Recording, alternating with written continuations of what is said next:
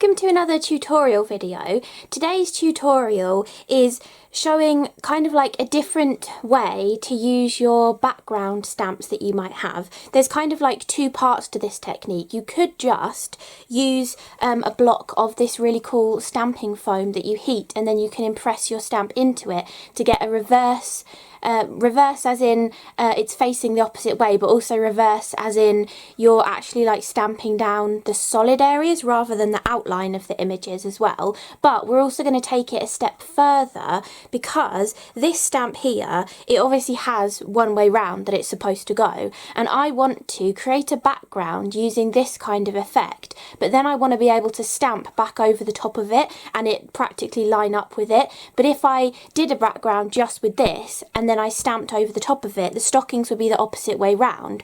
So if you have stamps that are symmetrical in design, so they would repeat like you know, the short side or the long side, you could do this just with the stamping foam and your stamp, and you'd be able to stamp back on top of it because it would be the same image. It doesn't matter which way round you have it, it would look the same, so it would work. But if you have an image like this stocking one, which is a Creative Expressions, I think it's called Stocking Garland, it's from the Benita Moby 2022 Christmas collection.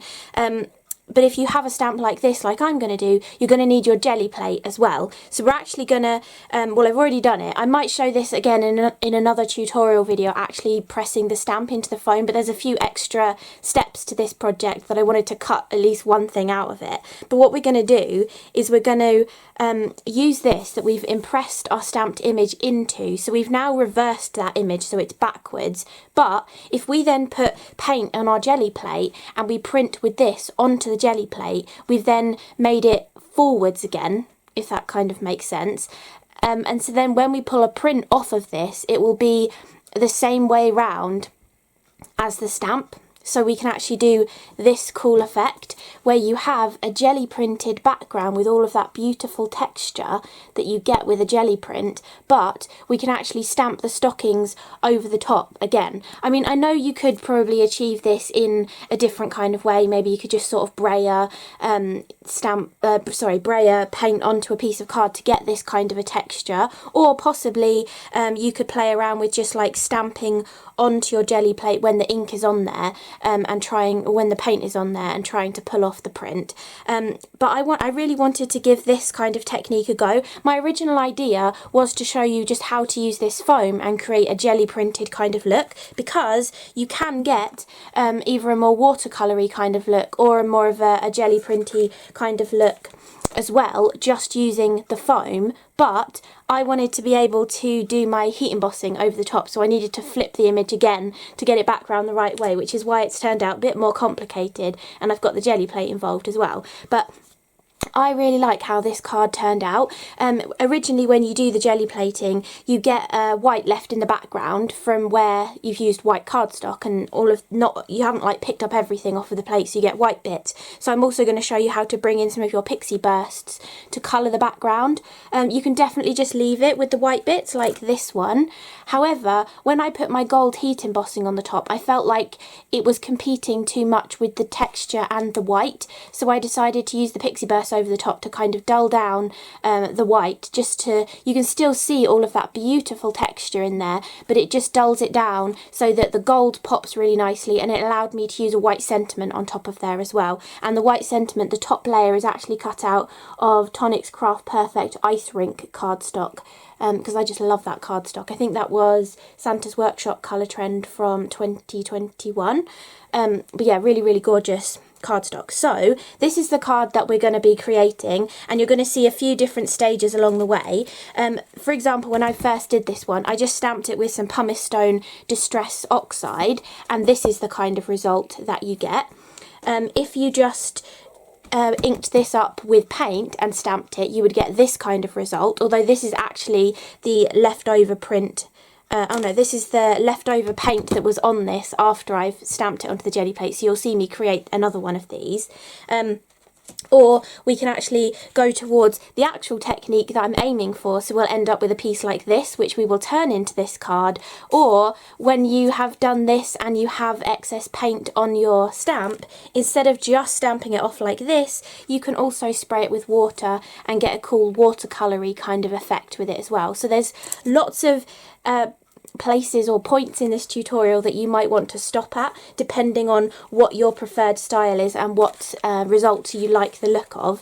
But I'm going to show you completely how I created this card with the heat embossing on and everything. So first of all, to do this, you're going to want to have already heated up your stamping foam. I just got this on Amazon. You can get these really nice large pieces on Amazon for really cheaply. I think it was like 5 something and you got 4 of these, so it's really, really reasonable. And you just want to heat this up. You do need to heat it quite a lot, so I might do a tutorial on that later on. And then you just press your stamp into the foam and make sure to give good pressure to get a deep impression. It is slightly less of an impression on the side pieces here, but it still works nicely on the Gelli Plate. And because we are using it on the Gelli Plate, you have that squishiness of a Gelli Plate, so you can actually get probably better results if you actually yeah, that is the same design. So if you look at this here, we've kind of got better results using it with paint because we've inked it up with the Gelli Plate, so it's been able to squish into those details a little bit more rather than just using a flat ink pad on it.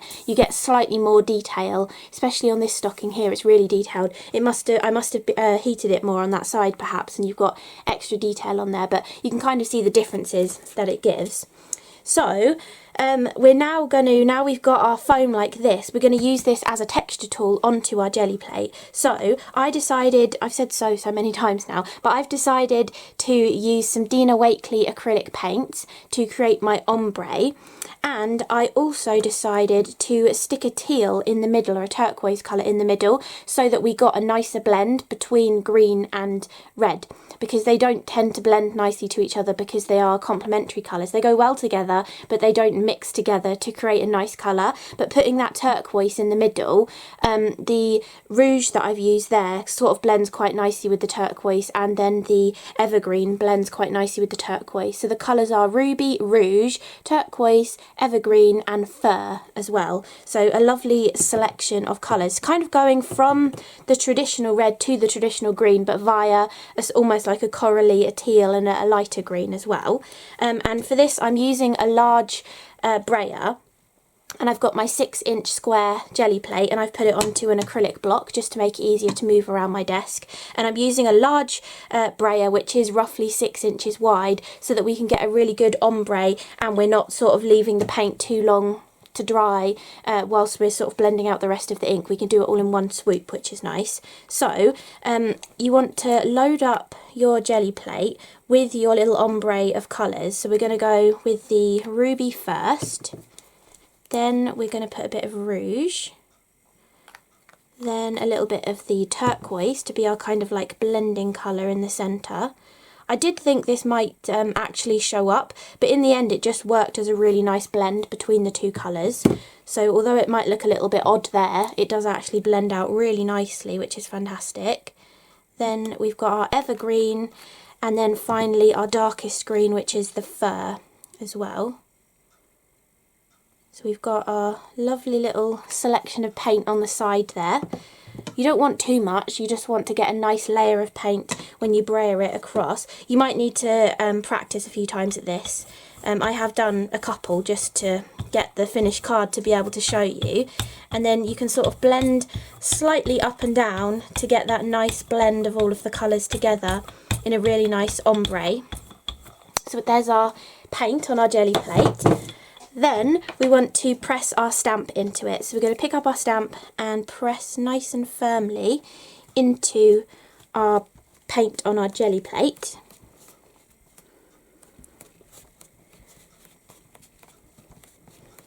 Then once we think we've pressed it enough, we get some scrap paper and we can print off our impression there. You could definitely use that for a proper card as well. And then this is what we actually want. So we're going to take a piece of card, put that over the top, and then take a piece of scrap paper. This is the same one I was using earlier. and press all over it to get a really good transfer of the impression to the cardstock. Now sometimes this doesn't always work perfectly because you know, you might have had a little bit less paint in some areas and it's dried a little bit quicker and you don't get a very good transfer of the paint, but we are going to be colouring in the background as well, so it doesn't matter quite so much.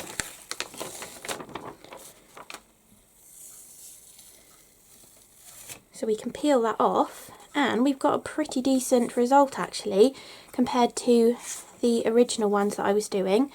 Pretty decent result. We can do this another couple of times if we want to as well. I'm just going to do it once to show you in the video, but you can definitely keep going with your ombre on your brayer. Keep brayering out a bit more paint. You might need to load it up again a couple of times to keep enough paint on there, but you can definitely keep going with that. I'm just going to move it to one side for now, and I'm going to show you how you can spritz your sort of foam stamp with some water and get another impression off there as well. So just do like a couple of spritzes moving across so you get a nice sort of even blend of the paint on, or the water on there. Then you can do it whichever way up you like. I think last time I did put the card down and then pressed the stamp on top of it, and this gives you that watercolour effect one as well. But if you don't have a Gelli plate, you could definitely just do this effect. You could load up your brayer with all of your paint and just apply it to the stamp it off onto some scrap paper to get this one, and then you could do this to get a watercolour version, or you can just do it with your inks as well. So you don't have to have the Gelli plate as part of it, but if you want to do the technique that I'm doing with the heat embossing over the top, you are going to need the Gelli plate to reverse the image again. So that is the difference between those two that I've done. Maybe I sprayed a little bit more water on the one I just did, but it gives a really cool watercolour-y effect, which I think is really lovely. So that is how you create that as well. Then you do want to clean off your stamp. So if you're using it a few times, it's fine to keep using it without cleaning it off, because you're kind of just going to keep adding paint to it and keeping it sort of wet. But if you are stopping using it, you want to take all of this paint off, because this foam is reusable. So we can actually, I might actually show you because I've kind of finished with it now, and I could always create another one if I wanted to with the same image in. But you can actually heat this again and the image will disappear, so you don't want to leave remnants of paint and stuff on there. Plus also with foam, if you've ever had foam stamps in the past, you know how acrylic is actually like plastic. It is just going to like dry onto a foam surface and fill in all of those little pores, so then the next time you come to use it, it's not going to pick up paint or ink in the same way as it might have done before. So it's definitely a good idea to thoroughly clean your stamps. You don't have to use a baby wipe, you can definitely do it over the sink with like an old toothbrush and stuff. Just make sure you've taken off most of the paint first and you're not like rinsing all of that acrylic paint down your sink. And then if we dry this off,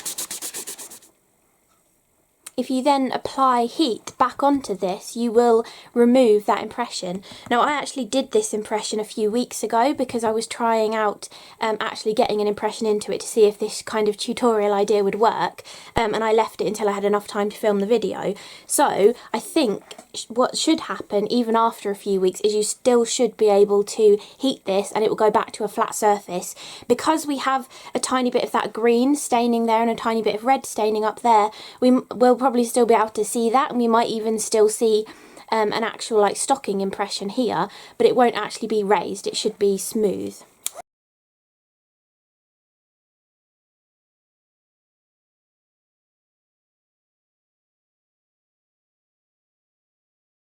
So I might have to keep heating it a little bit more just to get some of the tiniest little dents out. But you can see how just applying heat to it again flattens it out. And this is the sort of point that if you are getting rid of an image and you want to put another image in this to maybe do some more designs with the other Bonita Moby designs, because I think there were 7 of them. I wanted to do this with the nutcrackers as well, but I decided to go for the stockings for the tutorial. But if you wanted to then press another design into it, it, you can just get all of this out by heating it, and then keep your heat tool going backwards and forwards a few times to make sure the whole surface is nice and warm still, and then you can press a new stamp into it and get a new sort of texture plate for your Gelli plate, or just a textured design that you can stamp with or use your paints with, or whatever you like to, really. So it's a really cool versatile tool. It's been around for donkey's years. I've never properly played with it before. I used to do this with funky foam.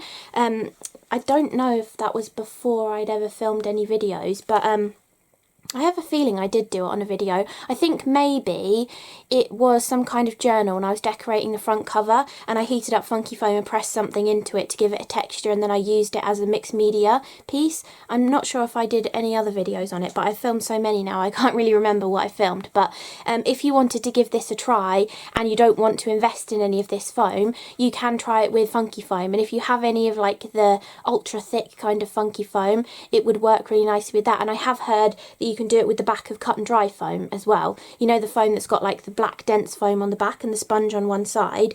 You can actually heat the back of that and do this kind of thing with it too. So if you wanted to give it a go but didn't have any of this, then you can definitely do that. And with these blocks as well, you can use the side pieces to create borders, and you can also use the other side as well. Now when you heat this, the heat doesn't penetrate that far through the foam, so you probably could get away with having a second design on the other side without affecting the first design when you're heating it as well. So a really nice versatile tool, which I'm sure I'll be using more in videos as well.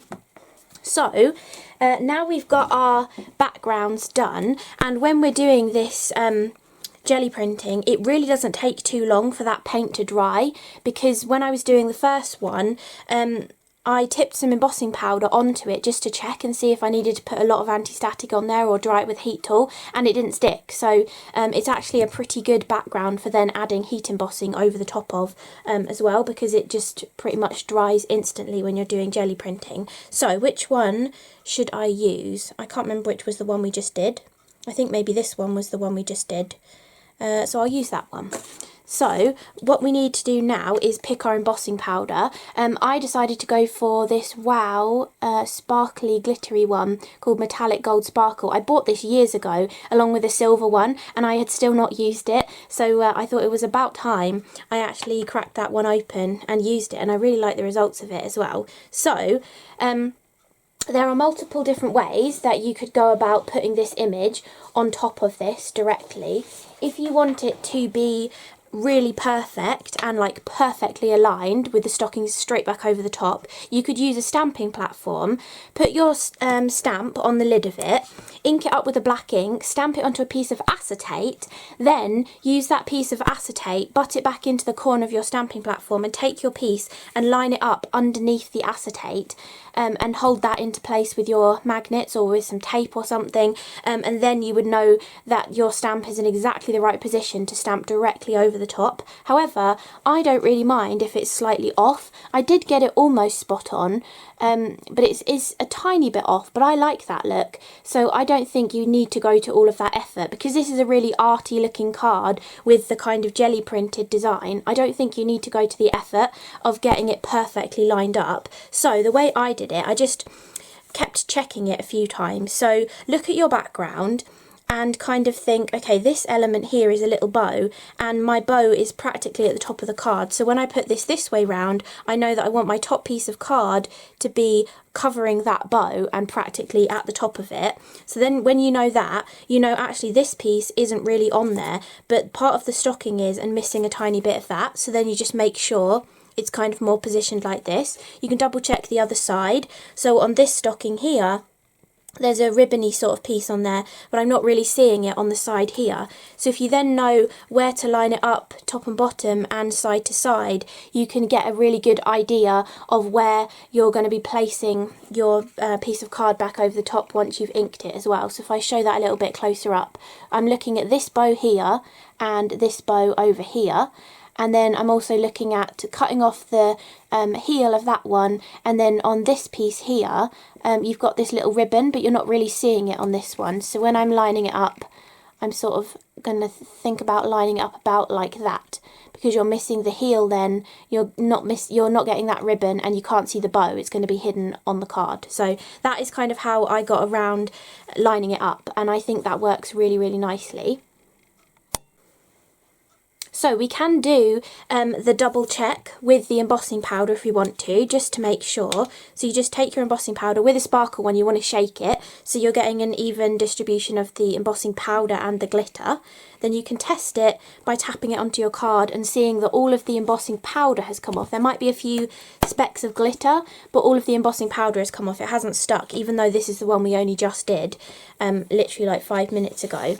And it hasn't stuck to it. Then we can put that back in the pot to get it out of the way. And now we know that that's definitely not going to stick. We are going to use some anti-static powder, again, just in case.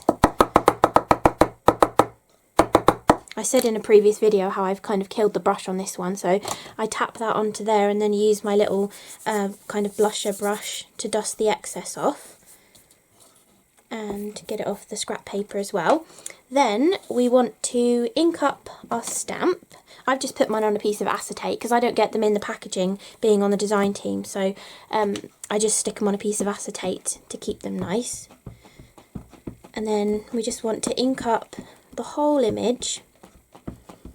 I'm just using Versamark, I can't remember if I just said that, but any clear sticky ink that you normally use to do your heat embossing in, or if you really wanted to, you could use like a gold pigment ink as well. That would work for heat embossing too. Or you don't even have to heat emboss it, you could just stamp it back over the top too. So I think that's nicely inked. Then we can move this into position so you can see, and then we remember our little points, how we were going to line it up, and line it up and then press all over the back to get a good impression.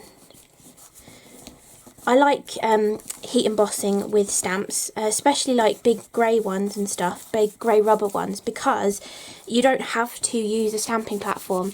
When you're heat embossing, because you're using a sticky ink pad, because it is that kind of like sticky consistency, you tend to get a really good impression every time, so you don't have to stamp something multiple times to like deepen up a black impression or something. You can just go with using the stamp exactly as it is and not having to have your stamping platform out as well, or having to even own a stamping platform either. So I think that should be good, and then we can pick that off.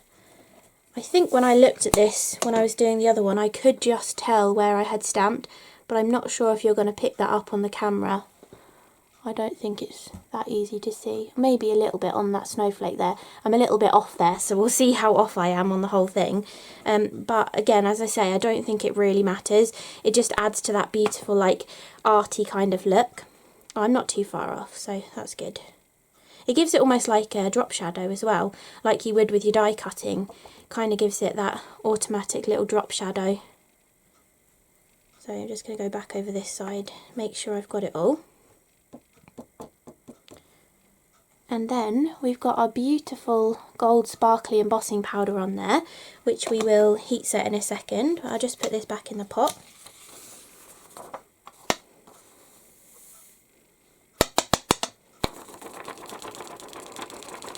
Okay. Then we can heat this. I'll try and hold it so you can see it, but I'll put a bit of music over this so you don't have to hear the heat tool.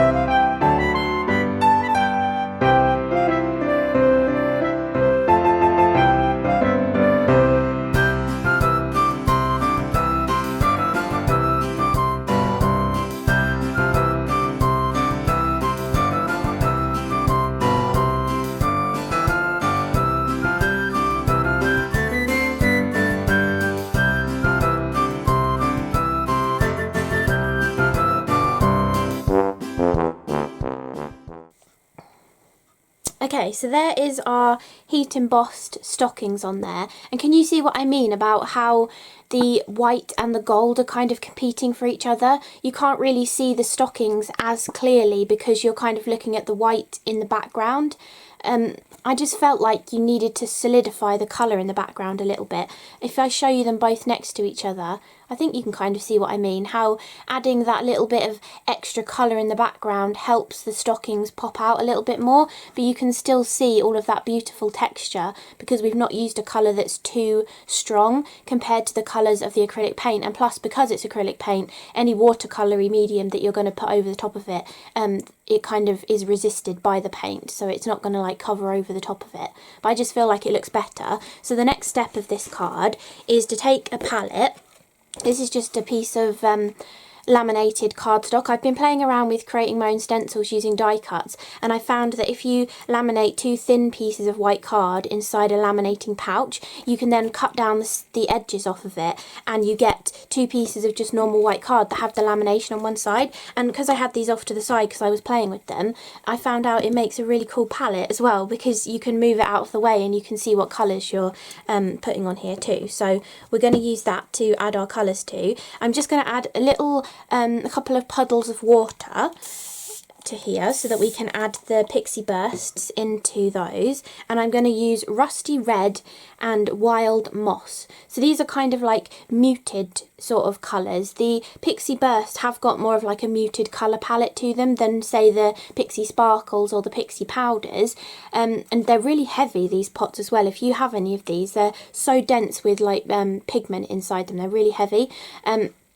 But they're beautiful colours that have got like mixtures of little dye powders in them as well. And you don't need too much, just a couple of little taps just to colour the water and give it a little tint. You could definitely just use watercolour for this as well, but I just thought because I'm using a Creative Expressions stamp, I thought I'd use some pixie bursts to go with them.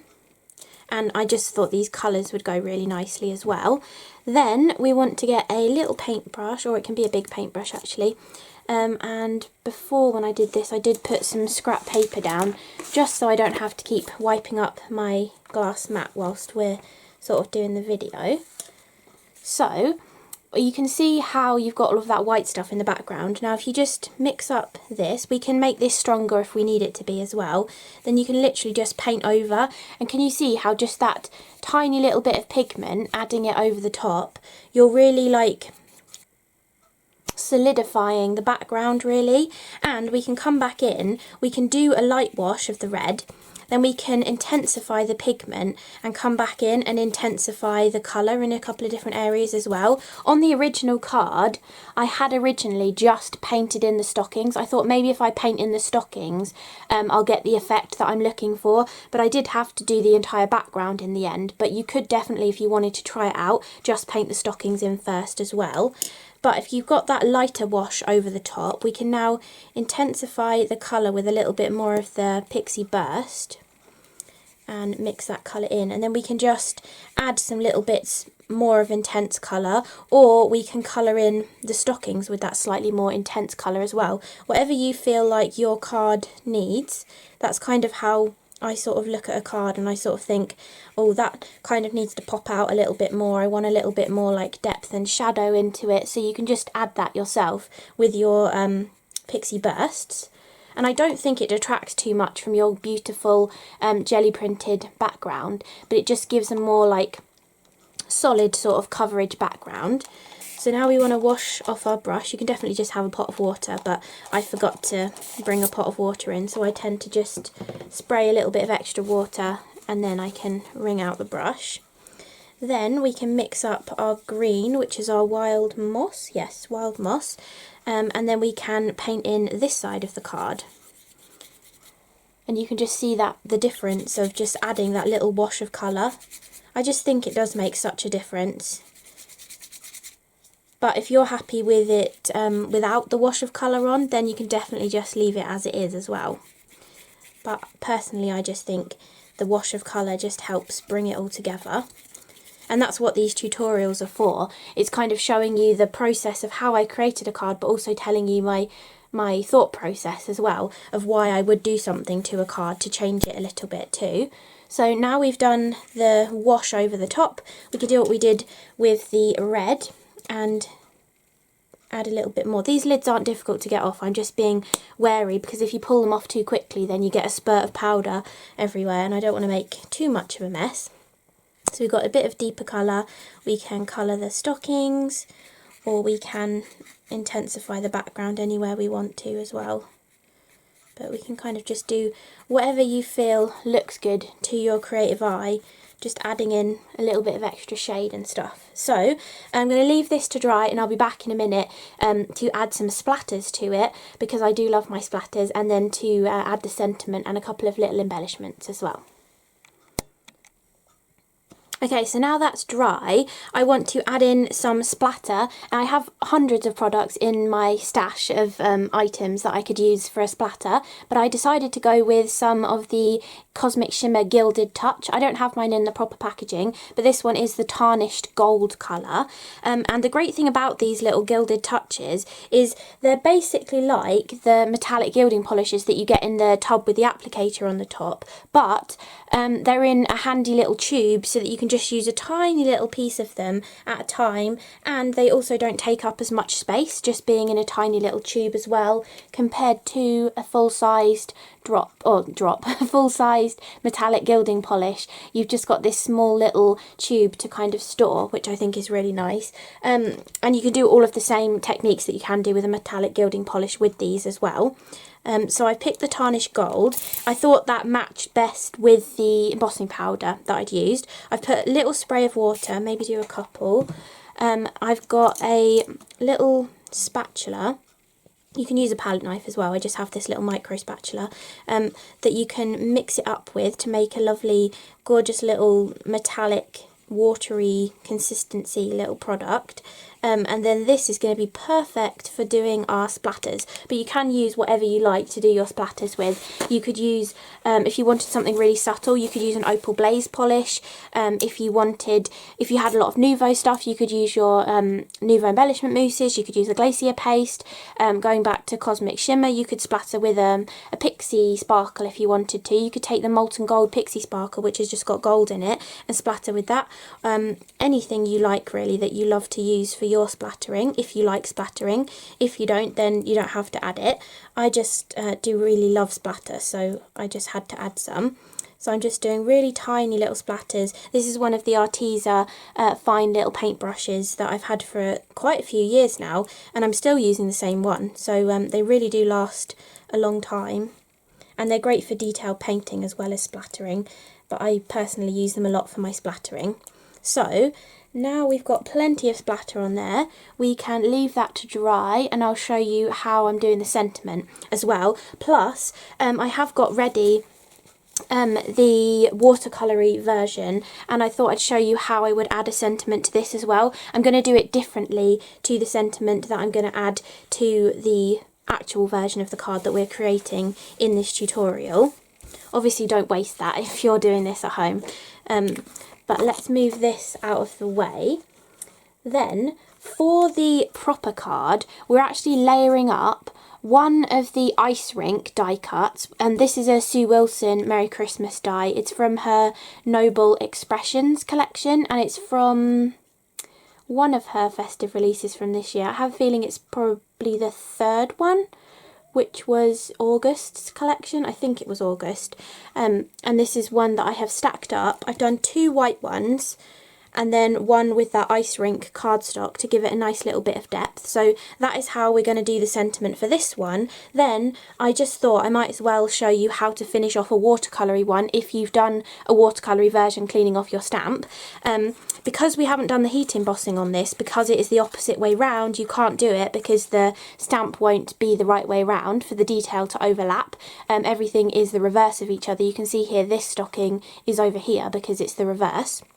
So for this one, I used some of my leftover Gilded Touch to do a load of splattering on there. I used a bigger brush as well to get bigger splatters.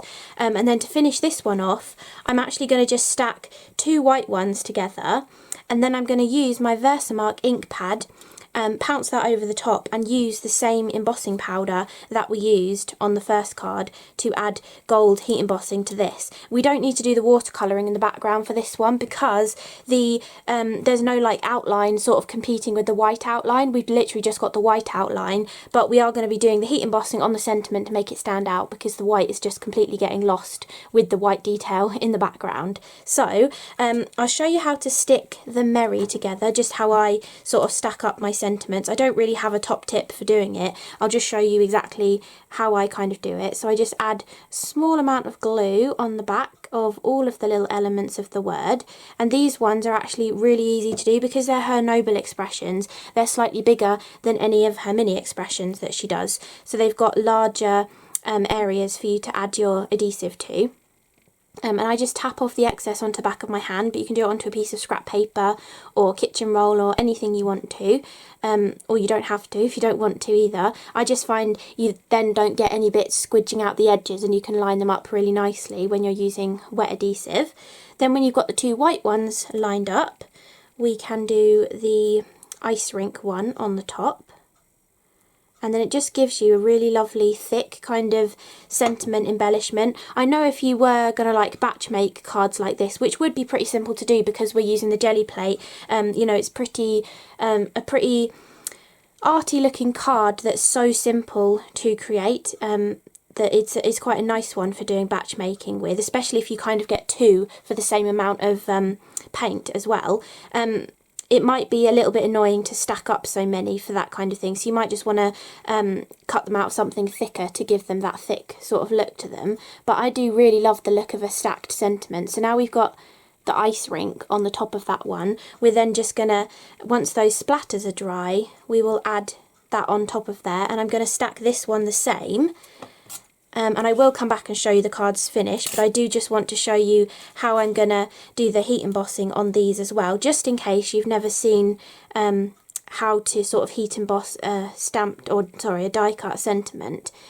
I know that some people do like to heat emboss a bigger piece of card first and then die cut out the sentiment, but I quite like the stacked sentiment look, and I find if you've already stacked your sentiments together, so you've got your couple of die cuts together, when you're pressing them into your Versamark ink pad or your clear sticky ink pad, you're actually getting some of the ink around the edge of where the two of them are stuck together, so it kind of gives more of like a beveled, enamelled kind of look to your sentiment.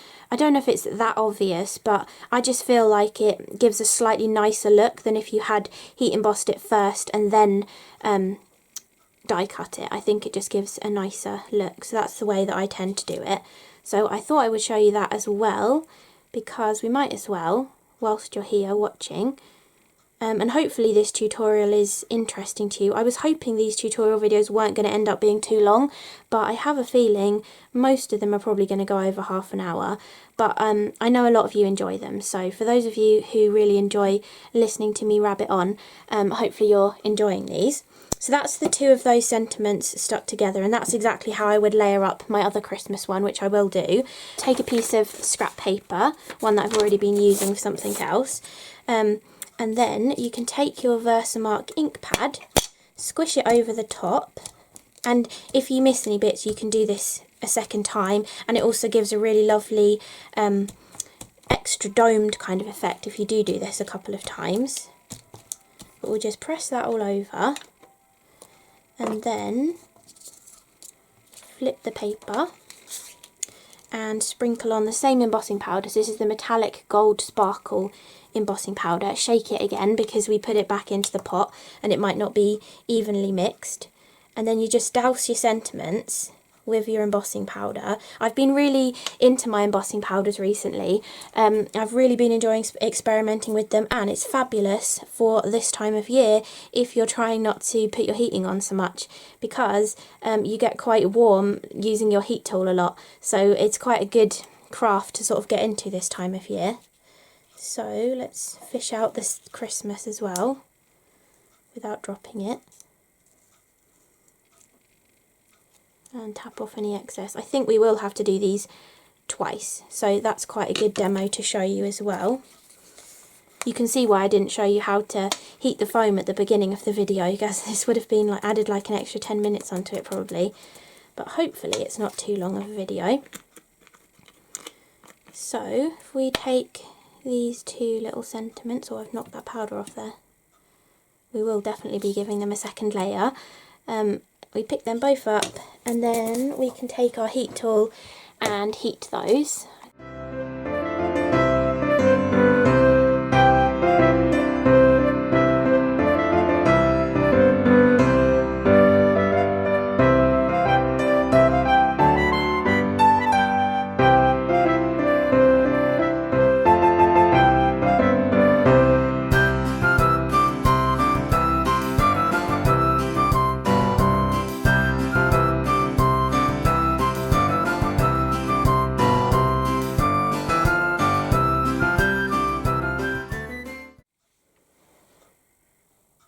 Okay, so hopefully you could see those sentiments heating, and hopefully you could tell how I just waited for them to cool and then repeated the process again. So I just smushed my VersaFine onto them again and then added more powder and heat set them again. So I think you can kind of see what I was trying to tell you, like how, because you've added the Versamark on and it's kind of squished around the edges, it just finishes off the edges really nicely when you do a sentiment like that. So to finish this card, I'm literally just going to stick those two beautiful gold words in the centre of this one to finish that one off. And then to finish the other one off, I'm just going to do what I did for my original one and stick those two sentiments in the centre. And then you've got two finished cards there as well. And if you feel like that's not popping out as much as you want it to, you could definitely, do I have any here?